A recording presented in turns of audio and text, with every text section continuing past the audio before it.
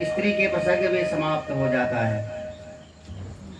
ऐसे करते करते वो जीव कब मृत्यु के मुख में पहुंच गया उसे पता ही नहीं चलता।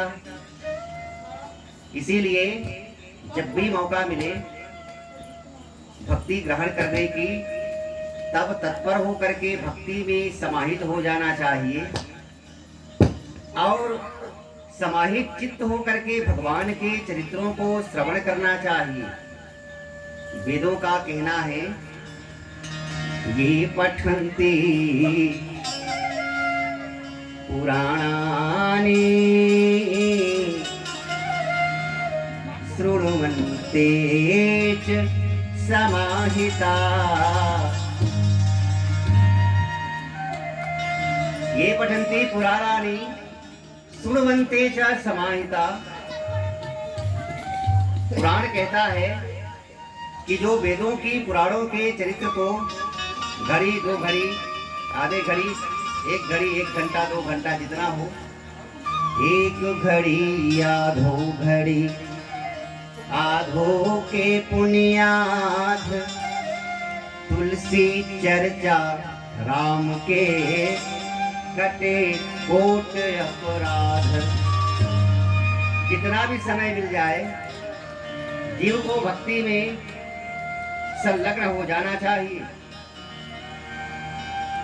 क्योंकि जितना भी समय हमारी समय भक्ति में व्यतीत होता है उतना ही समय हमारी आयु की गिनती में आती है। जितने दिन हम भगवत भक्ति करेंगे वही आयु ओरिजिनल होती है और बाकी दिन में कमाए खाए अपने लिए परिवार के लिए जिए काम करे धंधा करे ड्यूटी करे ये गिनती में नहीं आती है। इसलिए जितने भी समय श्रवण करने की भगवान के चरित्रों को मौका मिले इसे श्रवण करना चाहिए। बहुत फलकारी है, लेकिन कैसे करना चाहिए? ये पठन्ति पुराणानि शृण्वन्ति च समाहिता। कैसे श्रवण करें? समाहित चित्त हो करके। यदि समाहित चित्त मन भगवान की कथा में एक पल दो पल जितने भी समय के लिए लग जाता है उतने में ही उसे पूर्ण भागवत की कथा सुनने का फल मिल जाता है। और एक हफ्ता 10 दिन तक की कथा सुने चरित्र सुने समझ में नहीं आई का हो काकी कथा हो तो सुने के रहे काकी कहते कौन दे रे बाबू मोर समझ में नहीं आई। तो इतने लंबे चौड़े कथा सुनने का कोई मतलब नहीं है। और यदि समाहित चित्त हो करके मन को स्थिर करके भगवान की कथा को एक घड़ी आधा घड़ी भी 5 मिनट एक श्लोक आधा श्लोक एक चौपाई आधा चौपाई भी यदि ग्रहण कर लिया समाहित चित्त होकर तो उतने में ही उन्हें पूर्ण यज्ञ की फल की प्राप्ति होती है। हे ऋषियों, क्योंकि जीवन में जितने भी पाप हैं जिन पाप पुण्य के कारण हम अपने प्रारब्ध को भोगते हैं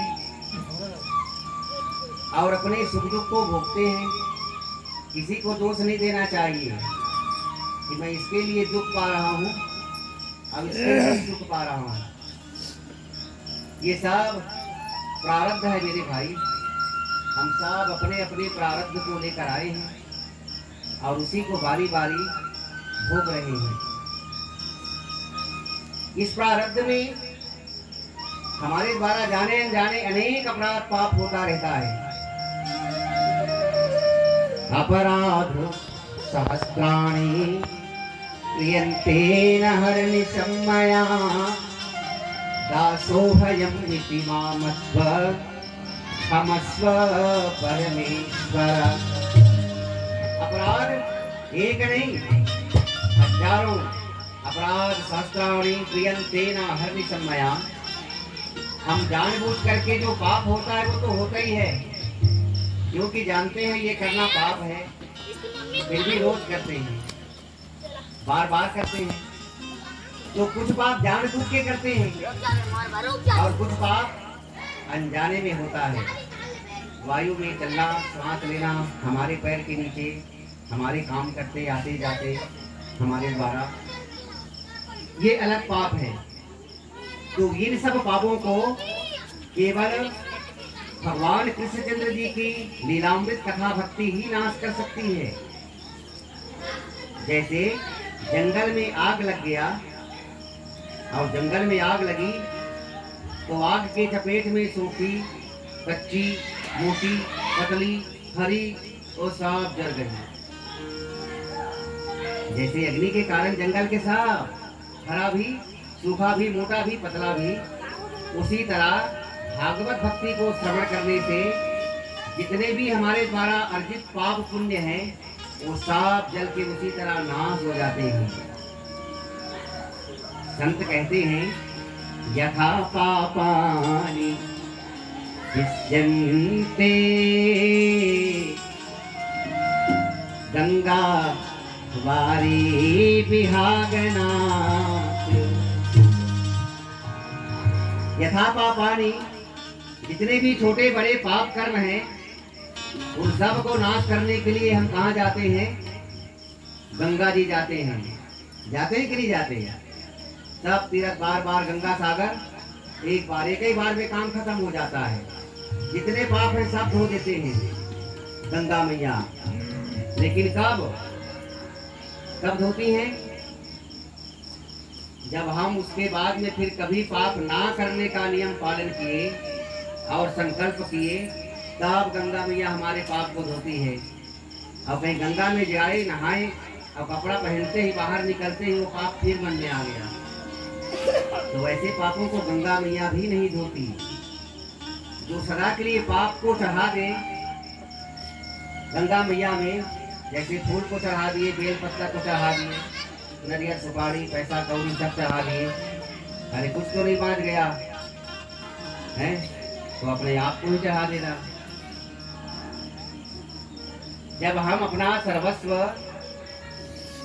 गंगा में तीर्थों में सौंप देते हैं, कहते हैं गंगा मैया मेरे आगे पीछे सब पूर्व जन्म के पापों को नाश करो।